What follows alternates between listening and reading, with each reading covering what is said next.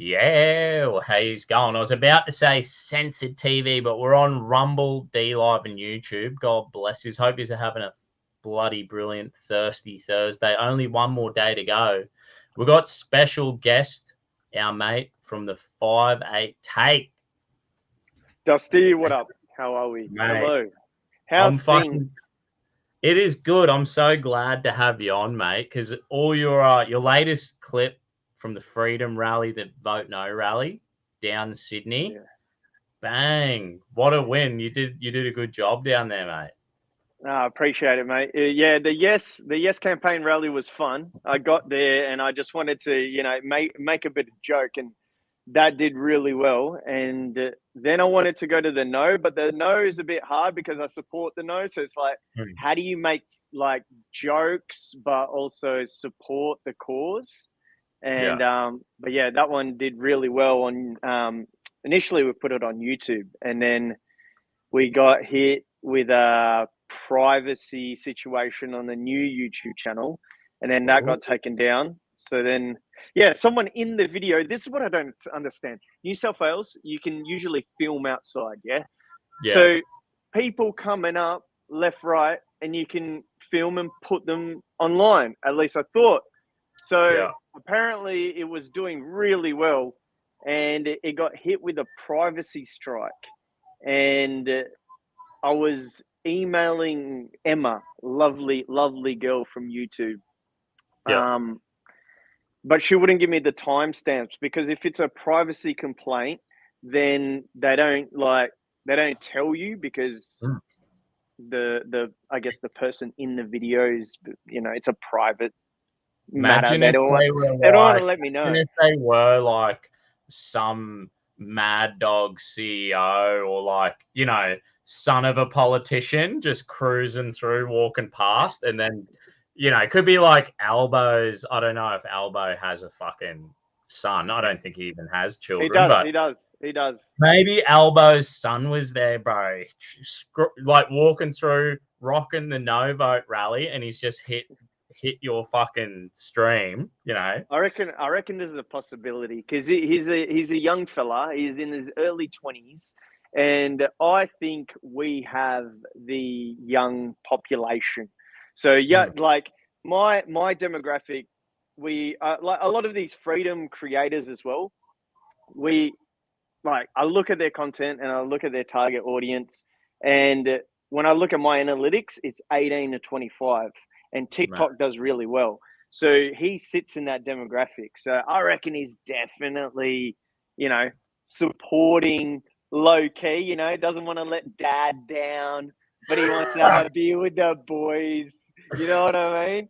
Albo's son is fucking alt-right. Like he's out there Christmas dinners just like trying to red pill Albo, and his fake. You reckon Albo's girlfriend's for real, bro, or is she just like some fake? He's got a girlfriend? Yeah, she was at the gay marriage, the Mardi Gras. She does like a few events, you know what I mean? When it's like the Mardi Gras or I don't know, the fucking footy or something. He rolls around with this blonde Sheila who's, I don't know, 10 years his junior.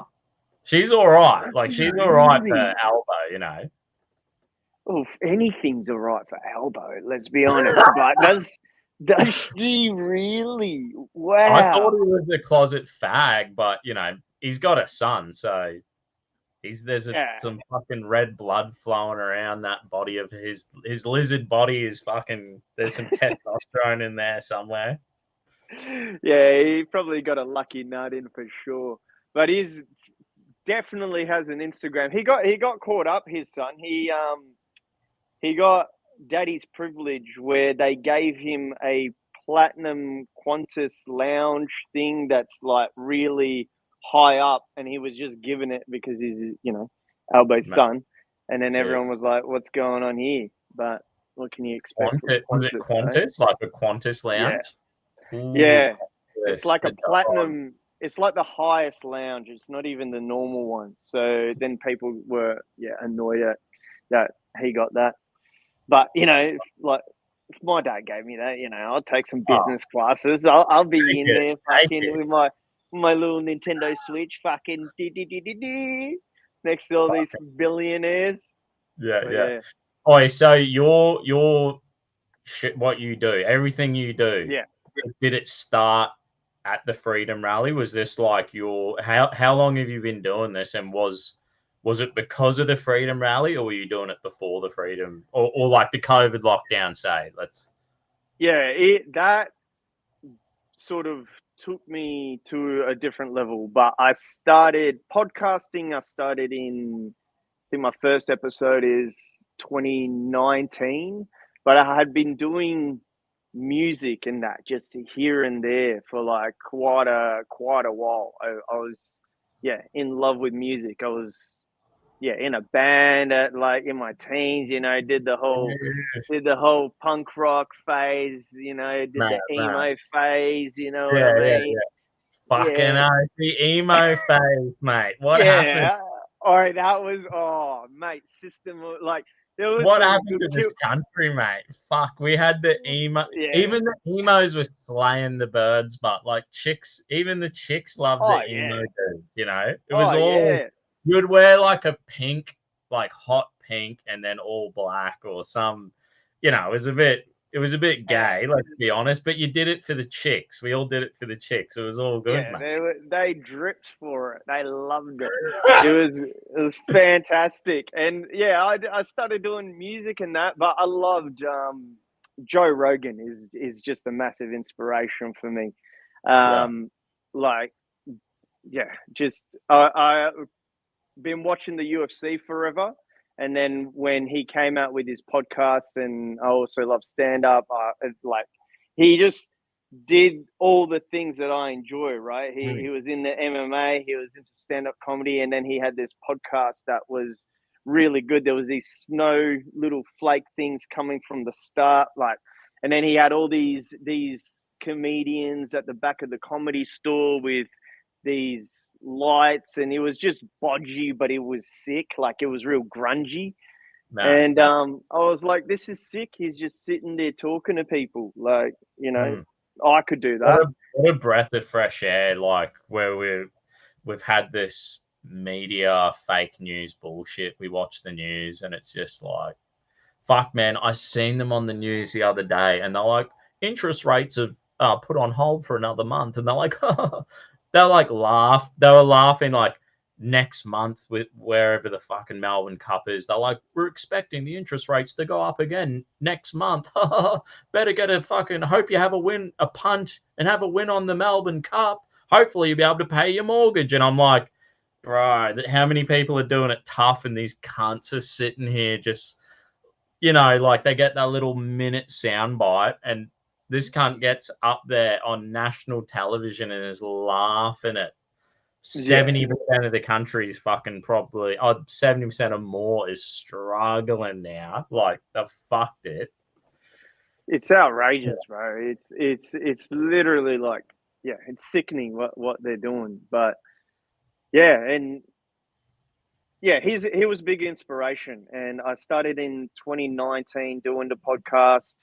Then when the whole lockdown started, we sort of cranked it up by just having these activists that were the main people doing all the protests. So Mm. I had through jiu-jitsu, so I do Brazilian jiu-jitsu, coach Yeah. Brazilian jiu-jitsu as well. So through Nice. Brazilian jiu-jitsu, I met this guy called Smoking Joe McHale, and he's a character.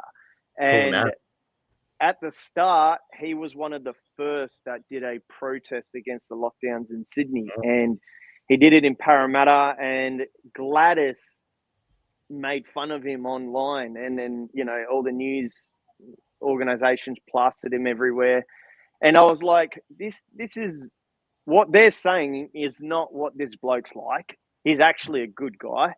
Mm. And I was like, look, I got this podcast. I got an audience, come through and have a chat. So he did. And then I asked him, who else in this whole thing, like, should I interview next?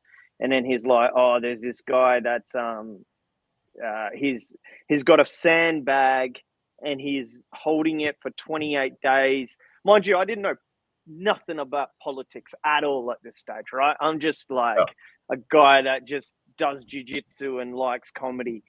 And he's like, there's this guy that's got this big sandbag, and he's holding it for like 28 days for this suppression order of a bunch of pedophiles. And I'm like, what? This guy's doing what? When? And I was like, all right, have you got his number? He's like, yeah, I do. And I was like, all right, call him up. He's fight for your right, fight for what's right on Instagram, Dale. I had him on. And then he just holding this fucking sandbag. Yeah, he just had it on like as a thing to like. He's and sleeping with it. He's like bang. What a mad shebang. He was just doing it the entire time.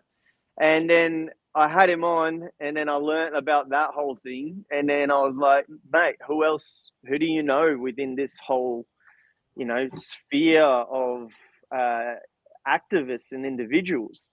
And then he goes, there's this girl called Doris, and she was actually a professional soccer player, international for a while. And then she just went deep into the freedom movement, and she was there with him. So I had her on. Then she introduced me to this girl called Yusra. Long story short, it was just a snowball effect of all these people that did and created the fight and organized it all against the lockdown in Melbourne and Sydney. So these were the main people that put the events together and got everyone together. So from there, that's when things grew. And then I had Dr. Robert Malone on just before his Joe Rogan interview. That was his first Australian interview.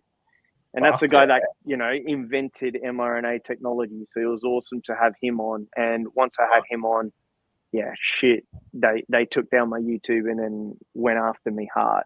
Ooh. So what? The whole YouTube got scrapped, whole channel gone.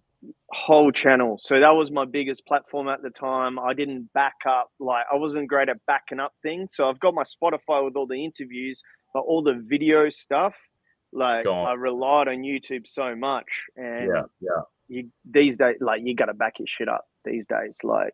I definitely have learned from that mistake. I've been fucking wiped from. We went to this is years ago, probably 5 years ago. It was a stop critical gender theory being taught in schools, the trans gay shit, bang. We go to this protest, Malcolm Roberts from One Nation's there. And the next day, everyone at this protest, there was only about 100 people there. Every person who went lost their Facebook.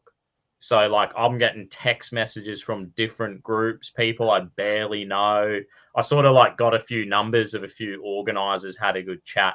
And lucky I did, but I wake up in the morning with text messages everyone's wiped off Facebook, Instagram. And it's almost like we all got fucked over. And it was probably the first time that had ever happened in Australia where, everyone at an event got targeted and just fucking wiped. And it was because you've been doing this for a minute, man. And I've just been fucked over so many times with the censorship. But I'm not gonna stop. They just wiped my TikTok a month ago, and that was going good. You said you were watching my shit. Yeah, I definitely, 100%. I was saying just before the stream, I was watching all your TikToks come through my feed, and I was telling you, it was around early 2020. I wanted to collab with you, but I was a bit tiny back then. And I don't know, I was just awkward at reaching out to people, when you're sort of even when you're getting traction, getting in front of cameras, trying to do any monologues, getting in front of people, it's not, when you're starting out, there's so much shit. I can't watch myself. I'm like, this is cringe shit. What am I doing? It's then you get to a stage. Yeah, then you get to a stage where you're just you make and post and not look at it. You just let it be.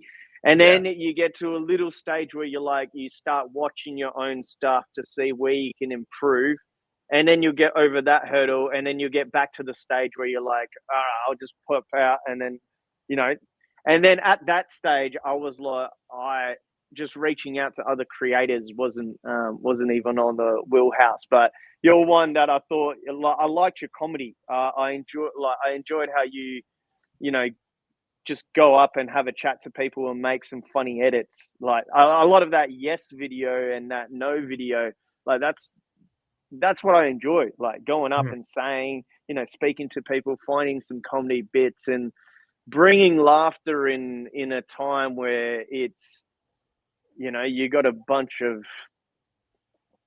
I don't know, these just demonic beings trying to take over Earth, and there's, you know, a bit of laughter whilst you're trying to fight, you know, this Goliath behemoth of a like Lizzo thing coming over, and you're just trying to be like, you're fucking fat, and just laughing at it. You know what I mean? Like having a joke, and that's what I admired about your content.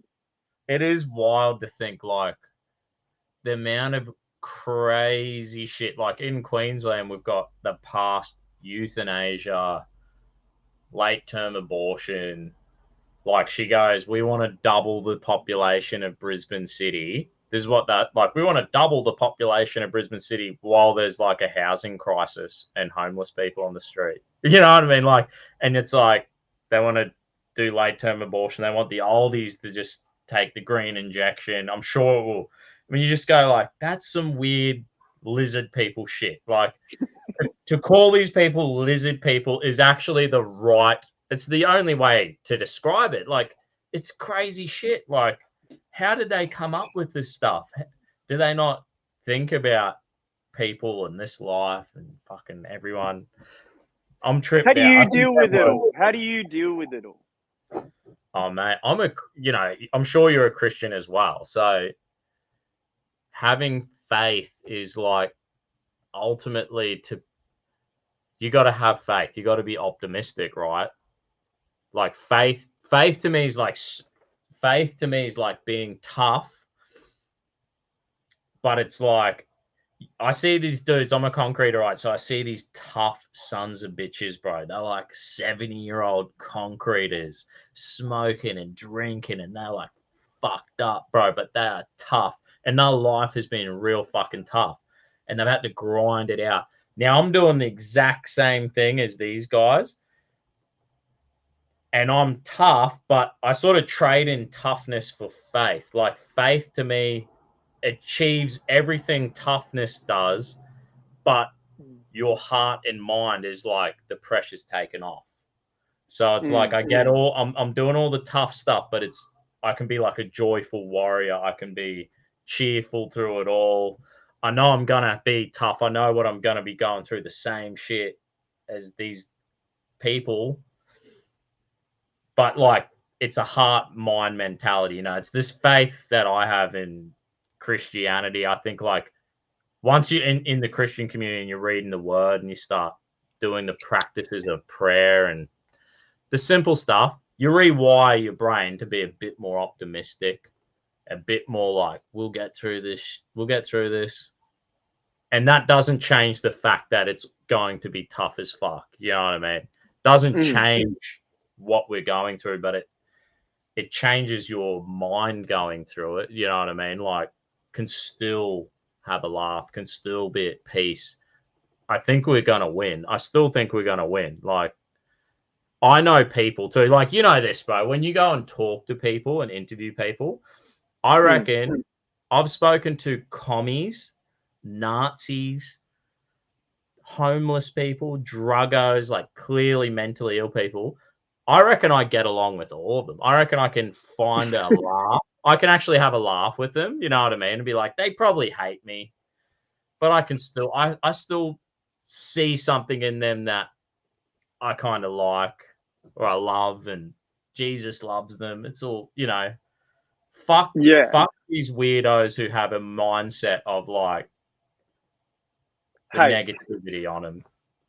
Yeah, I think that's the comedy in you as well. I think comedians and people that enjoy comedy or create any type of comedy, they do have that, can see a lot of perspectives on a lot of things. Like they can sit down, with a communist and say, "What the fuck is going on here?" They can, sit down with a far right or a capitalist and be like, "What the fuck is going on here?" Mm. And pick out fun stuff from both sides. What do you think what are your thoughts on Christians these days in general? I think we've like had a cultural revival in a sense. Like I do think that Christianity is probably doing better than we think.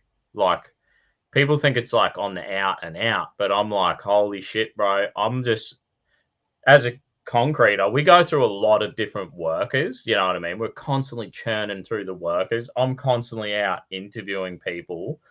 And damn, I'm just coming across Christians everywhere I fucking go, mate. Hmm. People are sharing their faiths and like they're sharing their faith. They're a bit fucking weird. We're all a bit weird, but so are the non-Christians. The non-Christians are weirdos as well. So it's just people in general are pretty fucking weird. You know what I mean? Hmm. And then if you become a Christian, you're still going to be a fucking weirdo, but you're just a Christian. And the Christianity is probably helping you. You know what I mean? So I do think there's a lot of, you know, weirdo Christians out there, but fuck, I see a whole lot of weirdos anyway, you know? But what do you think? All right, let me be more direct. Yeah. Why do you think within Christianity there's this disdain for the Crusaders? Hmm. I reckon we got brainwashed, bro. There's like this brainwashing negativity that went through the education system and just like this self-loathing atheism took over in the West probably in the 70s and the 60s, and like that hatred for the Crusaders is fucked people in the head, bro. They forget that like without them Crusaders, there would be no Western civilization. You'd be a fucking muzzo right now. No beers, no bacon sandwiches. It's all over. You know what I mean? And I do have a soft spot for Muslims too. So the Yeah, muzzos like winning a I, soft spot for me too.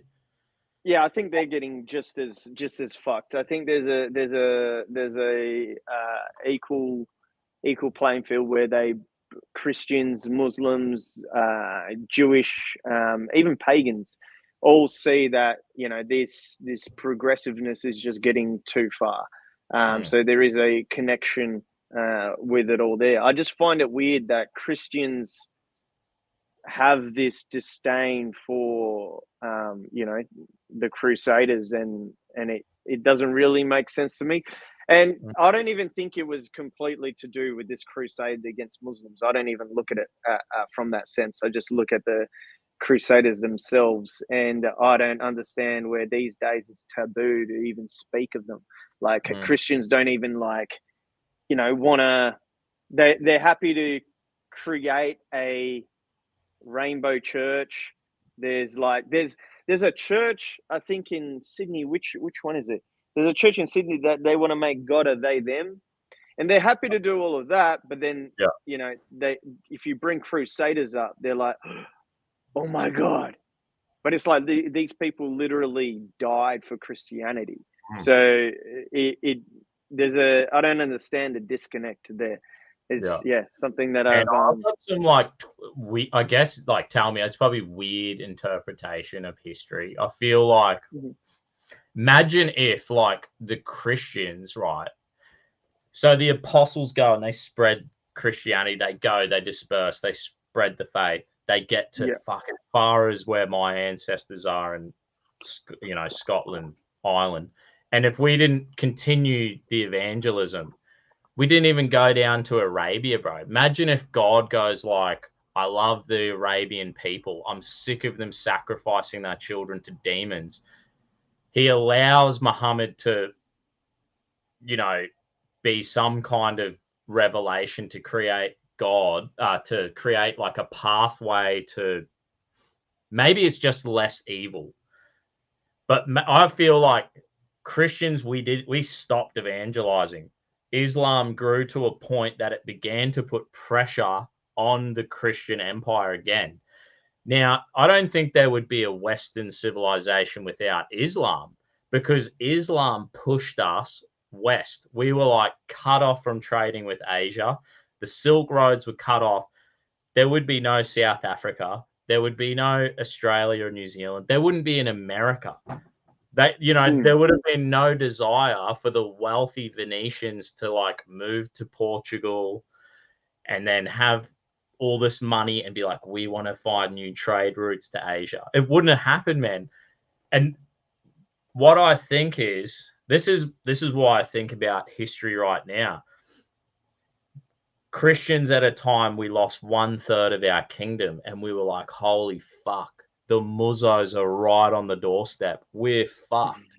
But this pressure forced us to literally create God's greatest empires on the earth. You know what I mean? Yeah. You look, and then like, did God then create? Then God creates Christian empires that go, and then they start spreading the faith around the world. Look at the Mayans, bro.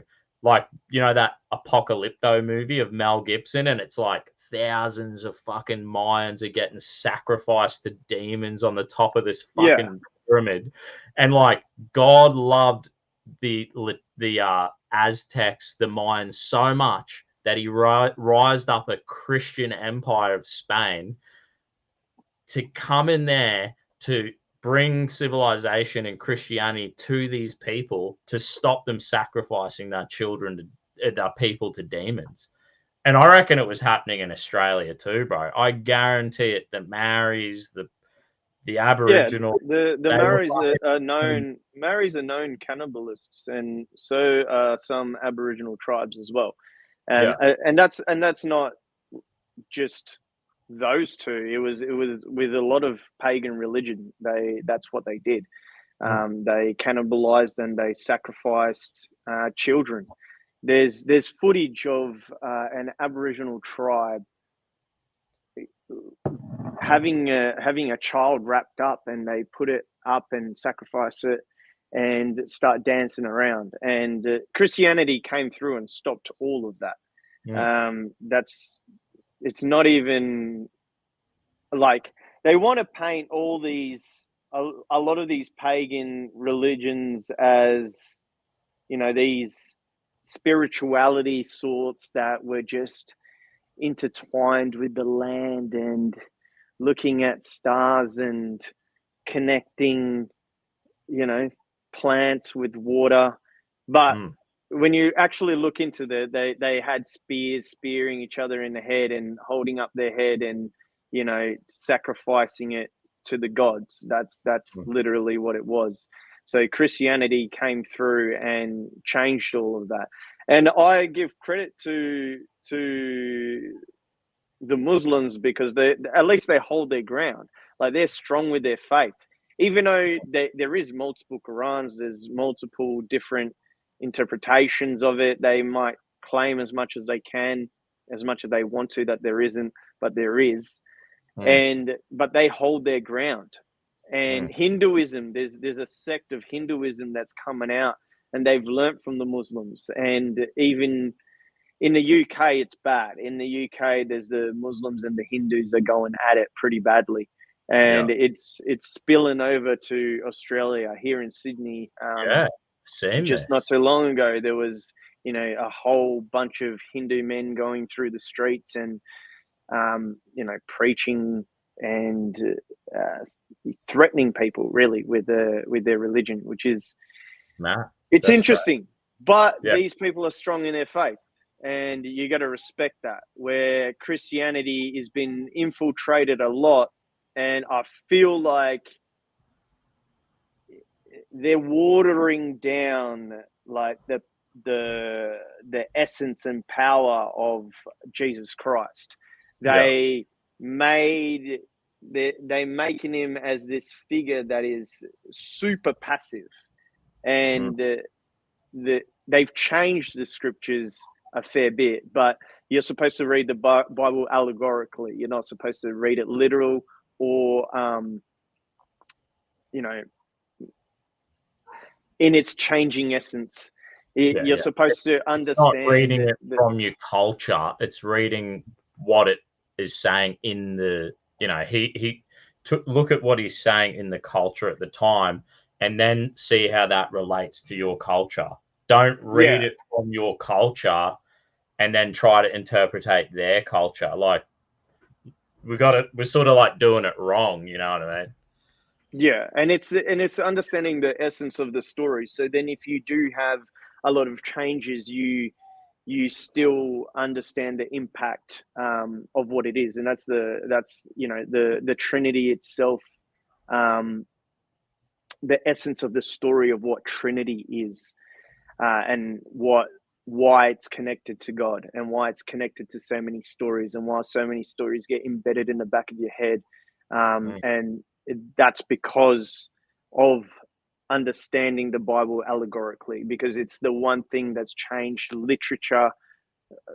The biggest impact on literature has been the Bible. But there I do find like this Aboriginal. There would be like no Aboriginal culture if it wasn't for the missionaries who came, and then they were like, "Oh, we'd love to teach these guys the Bible." So then they like learnt the Aboriginal language, put that into, actually started to write it down, record their customs and traditions, and then teach them English to teach them the Bible. And then by doing this whole process, there is a historical record of what is known as Aboriginal culture. A lot of that's done through missionaries who, wanted to teach them the word of God. They preserved a lot of this stuff. Throughout, there's no doubt at all that Christianity has been the saving grace to slavery across the world. There's a lot of these countries, they all had slavery. Like, we still have slavery today. It's probably it's very, very bad right now. People just don't talk about it. But Christianity came through and assisted a lot of these people that were shackled down. And I feel like a lot of it's interesting watching a lot of apologetics content. There's a guy called God Logic Apologetics. He's really good. And there's Bob from Speaker's Corner. He's a cool guy as well. But it's cool seeing this fight of a crusader type fight, like a desire to want to view the Bible that has changed. Like, it's 2023. It's that because of Christianity. Like, it's interesting seeing these people that are, strong in their spirit and their will of God to go out and just argue their points and argue, their thoughts across and hold strong against things like this insane progressive agenda. I think that's a fantastic thing. And I just find these, when you listen to Hope FM, it's great that it's a Christian thing, but it doesn't sound Christian. You know what I mean? It sounds a bit progressive in itself. There's like a PC version of Christianity, like Christians that went politically correct before political correctness was even a thing. Like, it was like, we don't want to offend anyone, so they dialed it right down. Like, we don't want to become a stumbling block for this guy in his future to become a Christian. We don't want to offend them. You know what I mean? And that's what I don't like. Softed Christian. Yeah, and I don't like that. Like, I think you should be strong in your faith, and I think drawing from that strength, you see respect, and that's what Muslims have done. You see them strong in their strength, and you gotta respect it, because if they're coming for their faith, if they're trying to change the gender of their kids, they're going to be like, no, our book says this, we believe this is our lines drawn. And you got to respect that. And I feel like the essence of Christianity has to get back to that. And I think the first step is changing the mindset of people towards the Crusaders. It wasn't a bad thing. These people literally died for Christianity, and that's the highest form of respect. Yeah, for sure. They defended the faith, went out there. Have you ever seen like the winged hussar? The knights with the angel wings on their back, and they would like gallop, and the wings would like clap together. These are like, I think these are the guys who drove out the Ottomans from Vienna.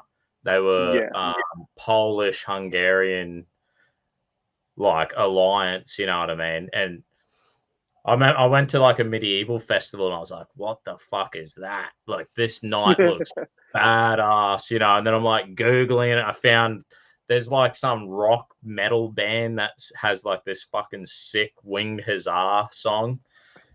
But like, these dudes are badasses. And like I was saying, even that point, that battle of Vienna, when they were like they were right there in Europe. The Muzzos, they come fucking right on our doorstep, man.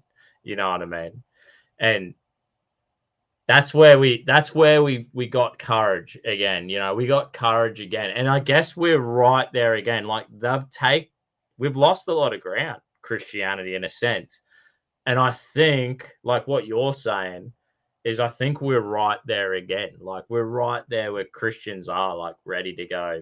I know at my church, bro, they preached, it was probably a month ago, they preached, and he was straight up, my pastor and his wife, and they were like, there's only two genders, marriage is between a man and a woman, homosexuality is a sin.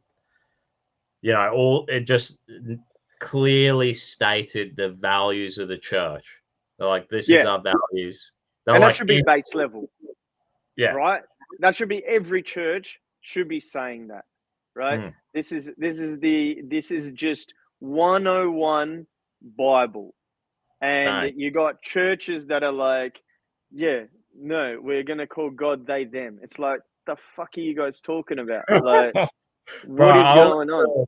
I was a youth leader. So me and my missus, we've done 8 years of youth and young adults ministry, right? So we've done It's insane amount of volunteer hours. Like, between us, it's like 4,000 hours volunteering over 8 years. So that's where I actually started doing this, because I think I was 28, turning 29, and I got my last lot of youth boys to year 12, and we did our formal. And I was like, I'm creating a YouTube channel, and I wrote my testimony out, and I was like, this is my testimony. I'm going to give it to people, and it's going to have a link back to my YouTube channel. And I was like, I've done youth ministry for 8 years. I'm turning 29. I was like, I'm too old to hang out with 17-year-olds. Like, to be quite frank, I was just like, I'm done. But I love these boys, and a lot of my boys were Indigenous, mate, and they've done fucking brilliant. So, all this voice shit is a joke, because I've actually been mates with Indigenous and seen them go from low socioeconomic to fucking middle class excellent. So get this, here's some tricky stuff. As a youth leader, I would have gay kids, transgender kids come to our youth group, right, on a Friday night. It's like a party. It's chilled out. We're doing Bible studies. And then every second Wednesday, I'd have my youth boys and my missus' youth chicks would come to our house for dinner. We'd do Bible studies. And there were gay kids and trans kids. And you're sort of like, I'm like the most conservative dude. I'm like, straight up. Like, I told the gay kids, the trans kids, I'm like, this is the values. No sex outside of marriage, 2 genders. This is it. You're welcome to come, but we will not deviate from this. This is the values of the church. This is the way it is. now. Yeah. And I'm like, you're welcome to come, but we're not going to deviate, and that's it. And these people came, and still today, like, I go for beers and a Nala, and these kids are still, now they're like adults working in the pubs, and I see them around, and I'm like, yo, and they, bro, we have gay kids, trannies, Aboriginals ring us up still today. Hey man, I'm pregnant. What do I do? I'm trans. This trans kid ring us up, ask us for advice. You know what I mean? We never lied to them. We never bullshitted them. We always told them the truth. We always stood on the Christian values. But you know what? Like, who do they call when the shit hits the fan years later? They call us because they know we didn't bullshit and we told them the fucking truth. You know what I mean? And we know we're honest. We know we love them. We care. And we would love to see them repent and walk in the faith. You know what I mean? According to the values that we, not only did we model it to them, we showed them how to live. We invite them to our home. And, you know, who are they going to, bro? Who are they going to go to? That they come to us. They still come to us. Still come to us. The whole fucking world's patting them on the back. You poor Aboriginal. Oh, you poor gay. Even they know it's bullshit, bro. Like, I'm telling you, they know it's bullshit. Yeah, no, 100%. That's probably why you're getting your shit taken down. That's why they're turning into a Christian channel, and they're like, nah, we're not having this. It's helping people. We can't have that. We can't have that. I'm alt-right. We can't have a bogan be civilized. Yeah, I'm an alt-right racist, bro. So, you know, I can't. Yeah, what's going on? Are you racist or what? Am I going to get cancelled for being on this show? Tell me the truth. Tell me the truth. Tell me the truth. Probably could get cancelled for being on I don't think you would. I'm not a racist. This is the thing, bro. I'm the Dusty Bogan. You can't do it on that tone. You can't go, I'm not a racist. I'm the Dusty Bogan, bro. So I'm coming at this world from the low socioeconomic white. I'm the low socioeconomic uneducated white dude. I'm the bottom of the barrel, bro. How am I saying I'm a white supremacist when I'm saying, yo, I'm the Dusty Bogan. I'm this uneducated, poor dude. I got not much to offer. I'm not saying I'm some supremacist. I'm better than you. How am I telling people I'm better than them by being I'm a bogan, bro. That's what I am. I understand who I am in this world. You know what I'm saying? I'm not like, fuck this black dude. I'm better than him. I'm like, yo, I'm just the same as this fucking dude. I'm this guy's mate. I'm this Avo's mate. Like, who gives a fuck, bro? How'd you get the name? These cunts are on the top looking down at all of us, bro. Like, let's be real. No, I get you. No power. I have no power on this earth. I got the power of Christ in my heart and what we can fucking do with the time I got before I get toast, you know. Yeah, and that's the most powerful, and that's what they're scared of. How'd you get the name Dusty Bogan? Some like lefties, bro. When I started, like I'm telling you how I fucking started, and I'm just posting out shit. I'm sitting here having a beer, filming some cringy ass fucking videos, posting online, and the left went straight after me, bro. Like, hated my guts. And they were like, this drunken fucking bogan, just slamming me for being this drunk bogan. So I was like, because I guess I always had a beer in my hand. So I'm just like, oh, well, being dusty is sort of like being hungover or, you know, and being a bogan. So I was like, yeah, I'm the fucking Dusty Bogan, mate. Like, I'll take your insult and make it my persona. And once I started to be like, yo, I'm the Dusty Bogan, all the left were like, fuck, we can't just call him, he is what he is. Like, this is who he is. I'm not lying to people. And then I had to chat. I did chat. Once I lost my TikTok, bro, I changed my branding to the Bogan Christian Lobby because I was like, fuck. I've been stung so many times. So I'm like, I better I'll try fly under the radar and try try maybe if I could just change a little bit, Yeah. so I could have another run. I want to have another run at it. You know what I mean? Before I get fully fucking wiped out again. But the Bogan Christian lobby, that's not a lie either. I am a Bogan and I'm a Christian and I'm lobbying. I'm sort of petitioning and lobbying for the Bogan Christians. Yeah, And yeah, I want Bogans to become Christians. So I'm sort of out there wanting to advocate, at least at some level, in some way, that I could communicate to the Bogans about Christianity. They're my people. You know what I'm saying? Yeah, no, I like it. Like Bogan Christian lobby is good. It sucks. Like you're having an impact, because to get like taken down like that, like you have, it says something, like 100%. It's always, it's always interesting. Like, it's good that you own the persona and just run with it. I've always had like weird like, yeah, names are just. What'd you start with? How did it change to I think Dusty I just Bogan? started with my name, like Ben Yeah, Shand. That was yeah, it. I just had fucking Ben Shand written on my YouTube. And then I was like, the insults came, and I was like, fuck yeah, the Dusty Bogan. That's a sick name. And I think I made the name. And then someone made the cartoon head for me, bro. And they were like, it was, do you know Revenge of the Sis? Royce and Mersh from Revenge of the Sis. It's an American live streamers. They're fucking funny as. They nah, I came need to after check it me, out. bro. They came after me. They're like, we fucking hate this racist piece of shit. For some reason, Why are you racist? Why? I don't Why do they know. call you racist? Once the left start, it's just out there, and then people go, oh, this is what the left is saying. So even these guys sort of like, hit this piece of shit. And then they started trolling me and sending our people to troll my comments.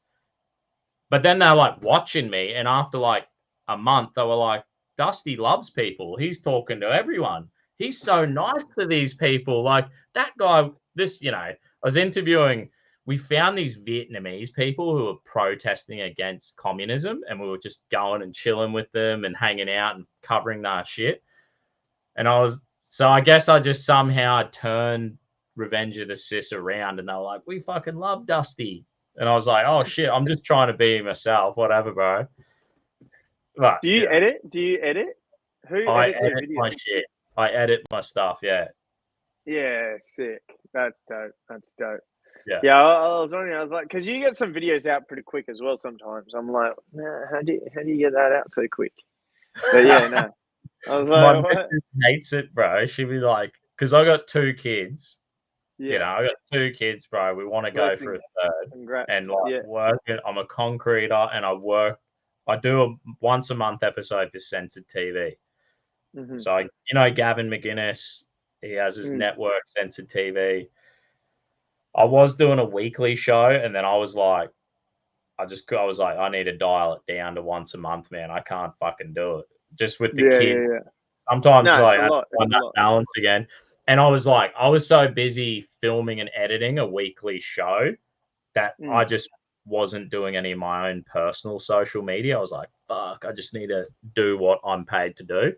So I was like, I need to dial that down and just rebuild a balance. Do you know what I'm saying? Yeah. 100%. Because I was getting out of balance. Once you have kids and you're like, fuck, you need to be the man. You need to help the missus. You need to be dad. That's priority. And then I was sort of like burning the candle at both ends. And I was like, shit, I need to I really needed to. Now, I think I got the balance right now. Like, feeling good about it. Yeah. No, 100%. Do you use Premiere Pro? What do you edit on? I use CutCaps. It's just like a mobile phone app. Yeah. I know the one. I know the one. I use that. I use that sometimes. I film like, bro, I've got this like plug-in microphone. I think it's a Samsung Pro. I'm telling you should get one, bro, because I've seen you. Got it right here. Samsung Pro. Look at that shit, bro. You plug that in. You hook this this shit onto the back of your iPhone, and then Okay. you got a wireless microphone, and bang, you're away. Go and fucking film on that, and then edit it on cut caps. We can have a million nasty bogans running around causing chaos, being called alt-right racist. I'll just be one of a million. Right. Yeah, it's wild. It's wild. You get these racist claims, and all of that. I mean, the Yeah. most racist thing I've said, and I do believe this, like we should end foreign ownership in Australia Foreign and home. Yeah. That's property, normal. and I do think like we could slow down immigration. Like it's Yeah, these are if all people can't normal afford to buy a positions home, of right wing. Yeah. you can't afford to buy a home. There's something really fucking going wrong. Like that is Well, yeah. unsustainable. It's not working. If you can't afford to buy a home, it's ridiculous to think that 700,000 immigrants that are coming in can afford to buy a home in a brand new country. Like it just doesn't make It's sense what? whatsoever. And Yeah. that's what being a racist is. Like Peter Dutton is a racist because I'm sure he believes the same thing. You know what I mean? Yeah. So, how did you come up with the name 5/8 Take? Yeah, I I was using Well Done for a while. I'm terrible at names in general. Like Yeah. my name's hard enough, and then getting like another name for a show or something, I'm like, what do I do?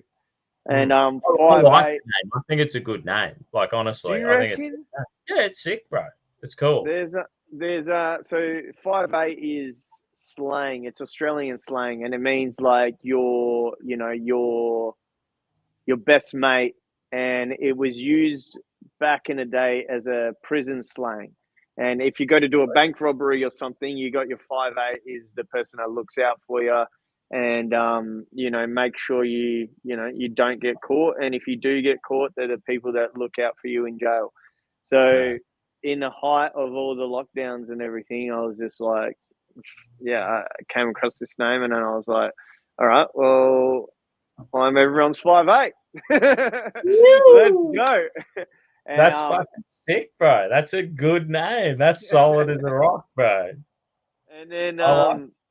yeah, and I think the name really took its essence when so there was a massive anti-lockdown protest in Sydney. It's probably the biggest protest that happened in Sydney regarding all of this chaos.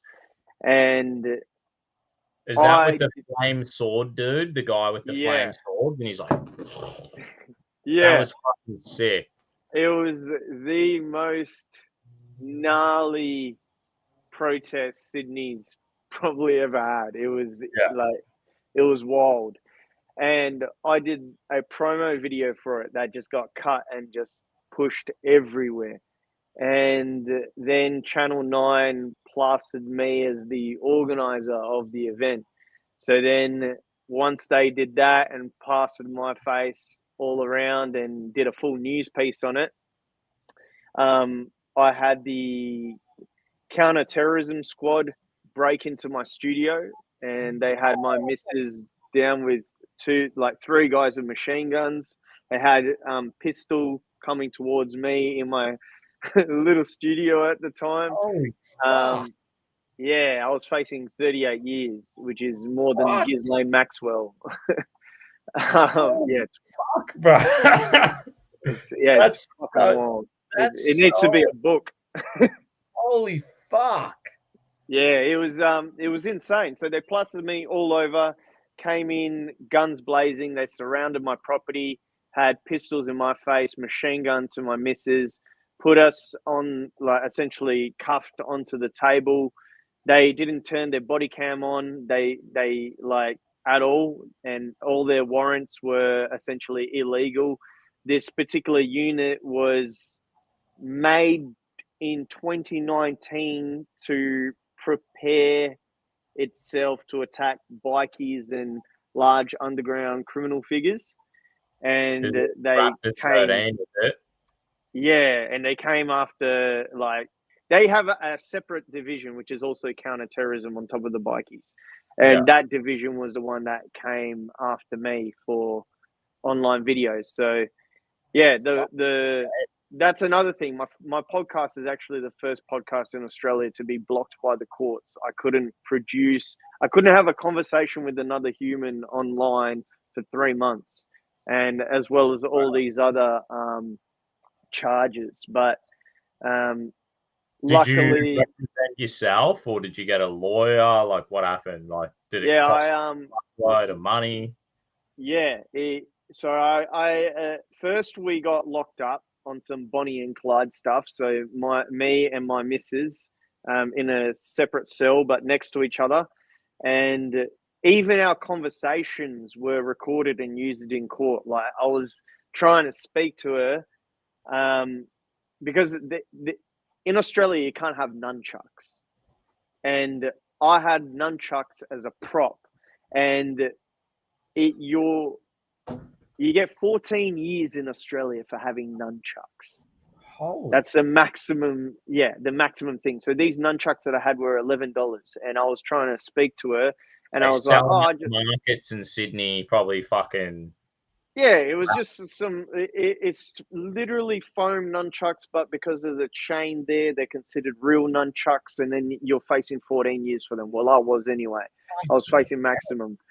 And I was just joking around with her, saying, look, I just got these nunchucks because I wanted to be like Bruce Lee, as like a joke. Yeah. And they used that in court, literally, as like I was going to be Bruce Lee and I was going out to fight like cops and do these huge protests. And I had these people that I had on the podcast. So I was intertwined in this network, and I was the main person that organized 100,000 people to the center of Sydney. And it was just the most insane thing.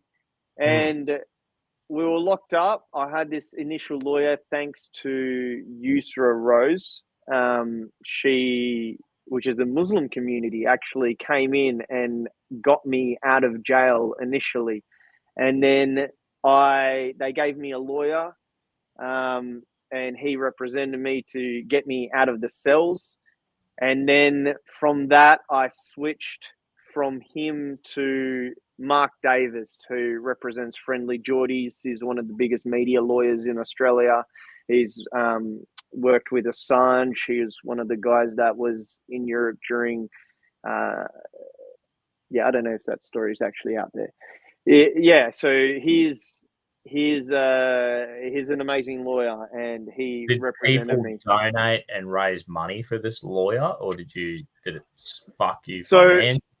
yeah, it did screw me financially. Like, initially, it was a lot during all this shill stuff, and I felt bad, like, if I'm gonna take money from anyone. So I did one post on my Telegram at the time, and I think I raised two and a half grand, and then I think But that's nothing. Like, that's it's fuck all. It's fuck all. It was fuck all. But I always felt bad because during that whole time, it was the whole shill area. There's people I ask doing all this people, stuff. I'll be like, I want to buy a megaphone. Do you want to donate to my megaphone? Like, I'll be like, I need a printer to print supplies. Want to donate to a printer? I'll be like, I want to do a banner drop. Who wants to donate for the banner? Like, I'm a biggest Scottish-blooded people. No, but that's what you should do. You should do that. It's just that at the time there was a lot of people raising money for legal fees that were in the particular like circles of these activists that I like had on and was speaking to. So I was always reserved in my approach, but now I've like the amount of hours that goes into producing these content pieces. It's like if people like do care, they do need to support it. Just and I've just come to that over that hurdle, where I'm like, I do put in a fuck load of hours into this shit. So if people watch and they like the shit that's happening with shit that's happening in Canada right now with the podcasters over there and the whole streaming situation. Like it was a short video. It's done like over 100,000 just on Instagram. And I put hours into that. And it takes time to create all of these videos. And so now I'm like, if you want to support, like do support. And I don't feel like as bad about doing it. But back then I was a bit hesitant to ask for donations for a legal case, but it did cost me a lot of money. And I'm thankful that, some people initially at the start, they helped out, and I should have kept that post up and, kept asking to cover the legal costs because like, it was a lot. Do you know, like, Lyle Shelton and I think Kira Lee Smith, a lot of like Christian people, I guess, if they get dragged in front of the court, generally the Christian community does give and raise money for this shit. Yeah. And I agree with raising money. Like now I completely understand because everyone part of our culture as Christians, we should be giving. Yeah, exactly. And we should. I'm not I'm terrible accepting compliments, and I've been always terrible. Like I was always terrible, just receiving. You know what I mean? Probably childhood. I don't know, but Scottish blood in there deep down, mate. Because we're fucking. So if someone gives me a compliment, I'm like, yeah. Right. So, like, the court cases, bro, I think you're fucking completely justified to ask for donations. People should donate. Fucking donate to the 5-8-take. Fuck them. And, give me money too. I'll fucking buy a beer with it. And I'm lucky, bro. Gavin McGuinness hit me up, and I work for Censored TV, and he pays me to make my content. Fuck, and that's so good. The shorts that I release, you'll see it will say, all the shorts that I release will be like, watch the full episode at censored.tv or fucking use promo code Bogan for a discount. They're ads. Essentially, the shorts that you see for free are ads advertising for Censored TV, and subscribers pay a subscription of, I don't know, it's like $12, $15 a month Australian. Yeah. Censored TV is fucking awesome, bro. I watch Censored TV driving to and from work mainly. I listen to it when I'm mowing the lawn. I watch it while I'm doing the dishes and catching up. And these shows are funny as fuck. I'm just one content creator of like the funniest shit on earth. Gavin McGuinness is like a fucking literal comedian genius. Like he's hilarious as fuck. And he somehow he puts like real practical shit, how to do life well, into like comedy. And you're like listening to it and you're like, that totally makes sense. I'm going to do that. And then that little thing will help your life. Like he's a fucking genius at actually helping people live better lives. And you don't even know. You're watching a comedy show and your life's getting better from the drunken comedian. Like he's probably does a better job than some preachers. You know what I mean? Like, but anyway, is he with Rebel? Is that? He owns Censored.tv, who I work for. He's the main dog. He owns it. He owns it, created. And then there's all these other content creators who are employed content creators. We make content for our subs, and it's a fucking great network. Like, it's awesome. I watch the shows, bro. So I watch all the other shows, and I'll message the content creators personally, and I'll be like, bro, that was a fucking work of art you created. You know what I mean? Like, there's some shit on there that's awesome. Anyway, we're getting back to you. Let's get back to this. Say the court case, right? Yeah. You have a 33-year charge. You've got all this shit going on. 38 years. That's fucking scary shit, bro. That's heavy fucking shit. My missus was. How did you get out of this situation? Yeah, to add on top of that, just not long before the house got smashed in, my missus was at a yoga retreat getting her license, and she was hit by a truck walking on the side of the road. So she was in hospital the whole time, and I was going to ADCC, which is a massive jiu-jitsu competition, and it was a 16-man tournament, and it was just an insane stress, pressure situation. Like the whole time I've sat there and I've been like putting the video together, and I've just been like, nah, it was intense shit. Like it's one of those things that's like it's just so intense that it's foggy. You know what I mean? She was like in hospital, being like, you have to still do this comp. I know how much it means to you, blah blah blah. And I'm like, there's no fucking way. And then we were sitting there. I barely ate. Go into this fucking 16-man tournament, win the fucking thing, and and then come out like we're finally getting better. We're on the right path. I put out this video. Channel 9 plus me as the organizer of the event. I get SWAT team hit my house. We're both thrown into jail. We're facing 38 years. We go into all the litigation, trying to be sort of quiet about it because I don't want to, ask people for donations, which they all support me. So it's okay. I should accept it. But there's just so much going on in my life at the time that it was just, it was barely holding on. Like that's more than Ghislaine Maxwell. My podcast gets blocked. I can't podcast. I can't speak to people. My YouTube that was just over 40K gets completely wiped. It was my main platform. My Facebook says that I have, to this day, a 45-year delete my account. They said that I have a 45-year suspension. So my account's there. I just can't post. It's the most insane shit. They see, and they don't even like, the thing that they have there is our system considers it was like our system considered you have posted something that our system may consider unsuitable. You can post again and they give the amount of days, and it's exactly like 45 years.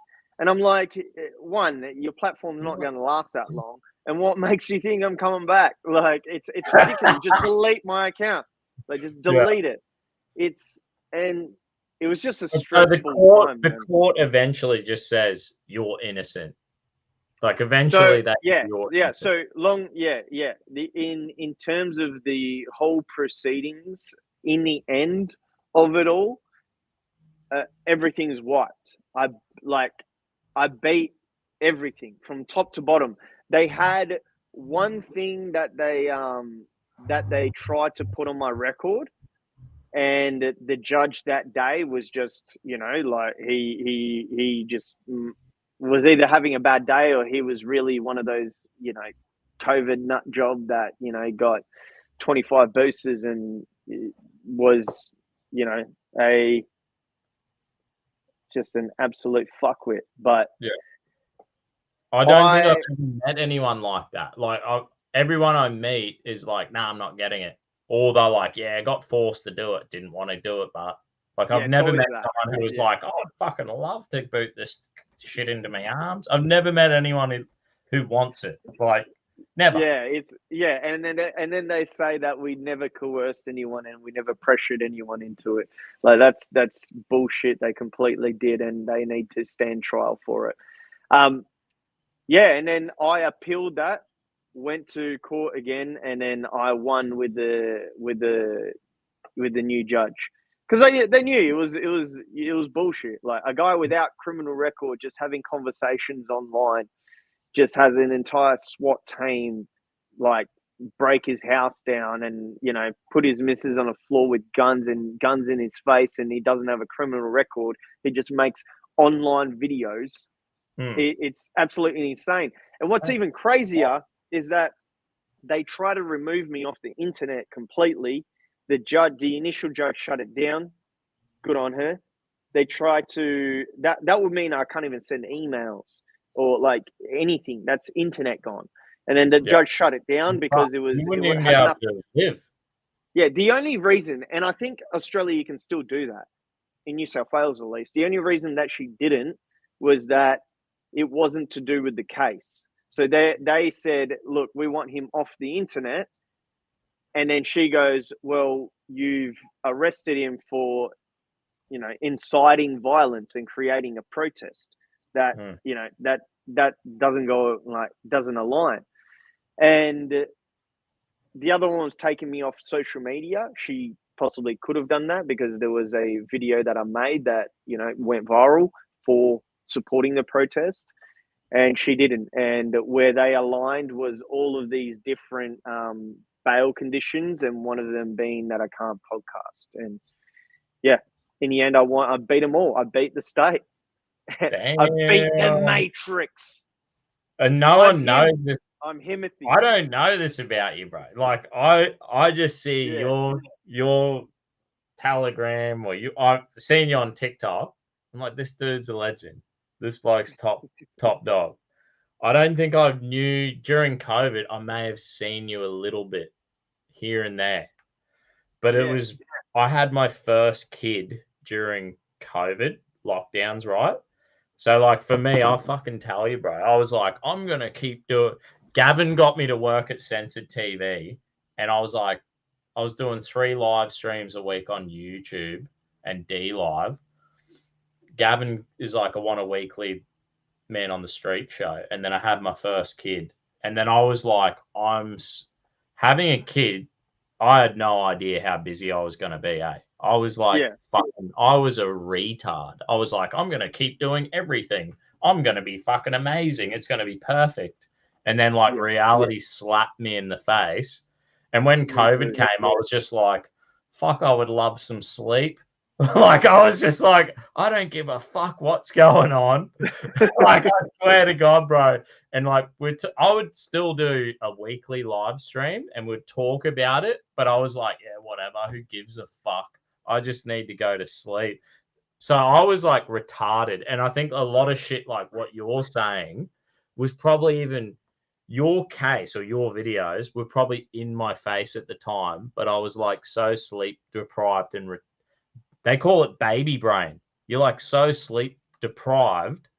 I was like, I was cried out, bro. I was like, I need to fucking sleep. Yeah, no, I stumbled through COVID, and then I like fucking finally got some sleep after the kid at first year, got through teething or some shit. And then I'm like, wow, I feel normal again. And it's like we just got through the world's greatest nightmare, which was COVID fucking lockdowns, I hear you. And yeah, I completely get where you're coming from. Like one year ago, even going through the court cases, my missus was pregnant too. So yeah, we were going through all of that and having our first as well. So I definitely know those sleep deprived nights. That is some next level stress, bro.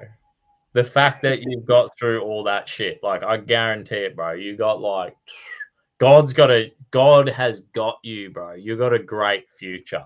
Like to go through that shit, God has got something for you amazing, bro. Like yeah, it's wild, man. And it's an honor to listen to that story because like I feel like a space cadet retard. Even now, I'm like, I personally, I've got, because I got my 2 kids and I'm like working 2 jobs kind of thing. I'm like, I don't think I do social media well. And there's all these great people like you out there, and all the shit's going over my head because I don't barely have time to understand what the fuck is actually happening. Like, I didn't know the shit happened to you, bro. I just thought you were a mad, good top bloke. No, I appreciate that. Crazy, bro. That's I do appreciate crazy, bro. Yeah, bro. it is nuts, but also like people know you. I don't know if you know or not. Like people do know you. They do see your content. Like your content, as I told you before, like years ago, I was because you've been doing this for a while too.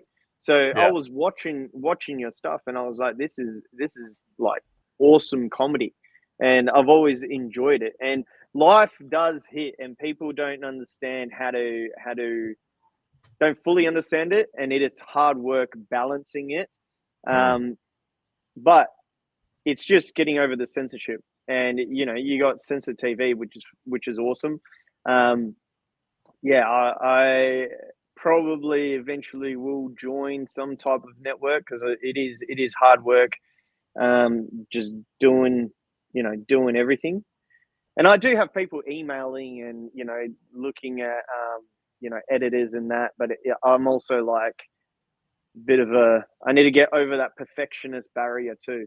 You always want to edit your shit and be like, yeah, this is gonna be fucking, Bro, but that last fucking video you did on your Twitter. Where's your fucking Twitter? I can't believe it, bro. I watched your Twitter.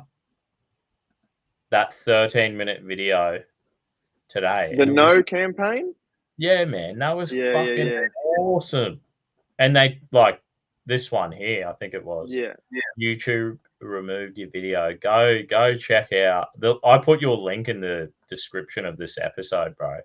So everyone needs to go to your Twitter and go check this shit out because it's bomb edit. Like this is fucking awesome editing. To do it yourself, you've killed it, bro. Like any network would be like, holy, like they'd pick you up as not because there's one thing to get out there and talk to people on the streets. It's another thing to edit your own shit. You know what I mean? Yeah. 100%. That's you got to have and it does take times, and it does take personality. But yeah, you got to have the confidence to speak to people, go up to people, have the discussions, make sure you've got key things to take away, that the audience, you're either answering a question or you're either telling them about something. That's the main two things that I try to do. Like you have comedic undertones and say something or answer something. Those are the two things, and say something that they didn't know. And sometimes it might come off like serious, like the Trudeau stuff. And other times it might come off more comedic, which I enjoy a lot more. And then on top of that is just the editing component of it as well, which takes time. It takes time to learn platforms and That's Premiere hard. Pro and so on and so forth. Yeah, the editing side of it is fucking hard, right? You sit there and you're like watching it over and over again and getting it right. Like it's a labor of love. Do you it, got to enjoy it. You got to enjoy it. It feels good when it drops and you're like, oh, someone liked it. No. It does. It is like that. It's like, it's, you've created something, right? And you put it out into the world. And you overcome hurdles to get it out. And once it's out and people appreciate it, it's it's awesome. And sometimes you do need to step away, like because you had a break, right? Yeah, I had a break. I've seen your Telegram, and you're like, yo, I had a little break, or you had a And I like, bro, I seen that. Honestly, it was one of the reasons why I messaged you, and I was like, come on the stream, because I seen you did that, and I was like, that's just wisdom. Like that's wise.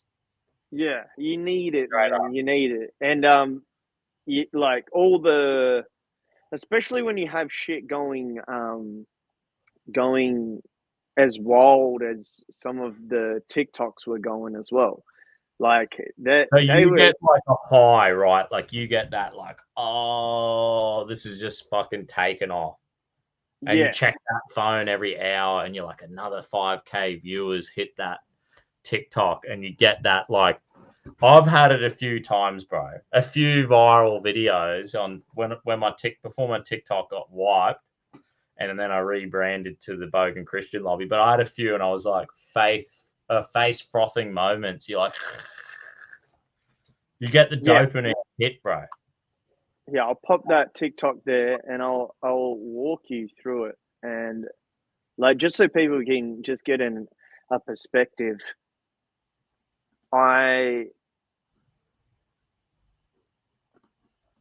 It was just, yeah, you can go to the link tree, go that way. Fucking TikTok somewhere. It's just one of those things that's like every content creator will go through it. Like if you make content, you'll understand as much as people are like, oh, it doesn't matter. It's one of those. It's one of those things that's like you really got to step back, which I had to do, and assess myself and be like, "What the fuck's going on here?" You know what I mean? It like what exactly are you making these videos for? Initially, it was like this is something that was interesting to me. I've always had this like weird conspiracy mindset. Just like I like interesting stuff. And then I got to a stage. So if you go further down, so all of these videos are like 400, 200, 1.4. Ooh, that's and like juiced up. I'd froth, mate. I'd have to have the day off work, I reckon. I'd be and yeah, like another 1,000,000, 900K, 100K, 100K, 200K. It was just one of those things that I was like, it started taking off, and then I was like, at one point, it was just hit those points, and I knew how to make the videos. So then once you know like a formula for it, it was just constantly hitting, right? And then you had to sit back and be like, what am I doing? You know what I mean? Like, You're killing it, bro. You're fucking killing it to smash them numbers.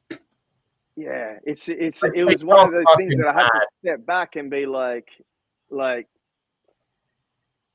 yeah, what like, yeah, do because literally, this is what happened with me with TikTok. Yeah, the notifications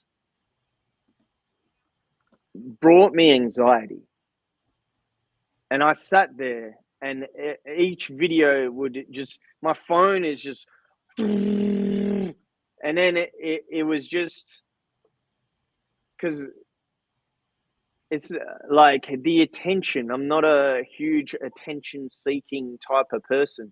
Like in real life, like if I'm meeting some people for the first time, I'm quite like chill, quiet and just like seeing how people are. And then if I like get to know people, then like I might speak out a bit more. But then online, you put this whole thing where you're just like out and so on. And then I found this avenue of creating this type of content, and then it just started going, and then I just kept making it, and I knew it was going to get that many. And then it started getting to a point where I was like, oh, if it's not getting over 3,000, 4,000, then it's not a good video. Like I want to like take it down. And then I'm like, what the fuck are you talking about? And I take my shit down all the time, bro. I post shit and then I just take it down. I do it all the time. Yeah, so that's and a lot of it is like no one even likes it. I'm like, I'm a fucking loser, and I just take it down. But I completely understand what you're saying, and it's a weird thing, right? Because art is subjective too, right? So sure, like when you create something and you put it out, you might watch it again and be like, I don't like that. But there's some other people that absolutely love it. Like there's songs by artists that they say, oh, I hate that song and I hate listening to it. And then I'm like, that song is probably your best song that you've done. And there was a point there where I was like, like, why am I taking down these videos, and why do I care about these tractions and like these metrics? And it's a hurdle. It's definitely a hurdle because you spend a lot of time on it, and then you put it out, and then you want to take it down.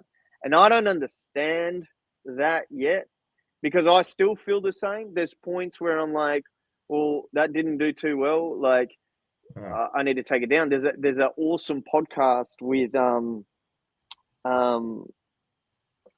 Jeffrey Morgan, and I'm like, oh, I want to, and it did really well on Instagram, but didn't do too well on TikTok. And then I wanted to take the podcast down. But what the podcast was talking about was so like impactful. It was some real shit, and I'm like, I just took that down because it didn't have as much views. But if one person saw that, it's some powerful shit. And then that's when I had to take that break. And then I decided to take that break, step back, and then figure things out. And then I came back and did the yes rally, did the no rally, did that Trudeau video, and then I'm starting to do the same videos with these backgrounds as well. But I think I needed that, rejuvenation and realignment on the content that I was making. But yeah. You think of like how many people in the world, bro, who have ever we're like in a historical time where someone has a fucking TikTok where this shit can happen. You know what I mean? Like this shit we're in uncharted territory, bro. Yeah. Like the 100%. shit you're experiencing, and especially with the court case and the fucking that hectic shit. And clearly, clearly you got through. You've got the mental toughness. You've been through it. And bang, bro, you're right there. Like I thought when I first get this, bro, we went to America and Europe, right? I didn't have a phone. I did not have a phone. My missus organized everything for me on her phone. And at the end of being a youth leader, like I was saying, we went to America, went to Europe, and I was kept stealing her phone to take photos of like the Eiffel Tower and fucking whatever, right? Like the best shit, coolest shit ever. And she would get pissed off. So we get back from our holiday and she's like, here's a fucking phone. Stop stealing my camera, essentially. And she's loaded it up with Facebook and Instagram and all the shit, right? And I'm just like, it was like giving a caveman fire, bro. Like this was only 6 years ago. 6 years ago. Like I'm a fucking retard, bro. She gave a caveman fire. And look what happened. It was 6 months later. She's like, I can't believe what I did. Like she married the person who gave me this device. But I thought, like, when I first got my phone and all the social media stuff, I was like, this is going to be like jackass. This is going to be like stupid blokes skateboarding, drinking, and fucking hurting themselves. That's all I thought. I was like, that is what's going to happen here. That's what I thought. Like, I thought the whole world, we were going to be doing even more retarded shit than before and filming it. And it was just going to be, everyone was going to be jackass. That's what I was like, yeah, this is going to be fucking mad. And it just went political. Like, I'm actually surprised it went political. You know what I mean? Me too. I'm surprised mine went political too. And I don't know how political I was. I don't think I was very political, you know what I mean? And then we got this fucking thing and it's changed us. Like it has changed us. And you're experiencing shit at a fucking next level, bro. Next level. You got to give yourself some credit, eh? Yeah, I'm bad at stepping back and actually like being like, I am a bit of a workaholic. I can't lie.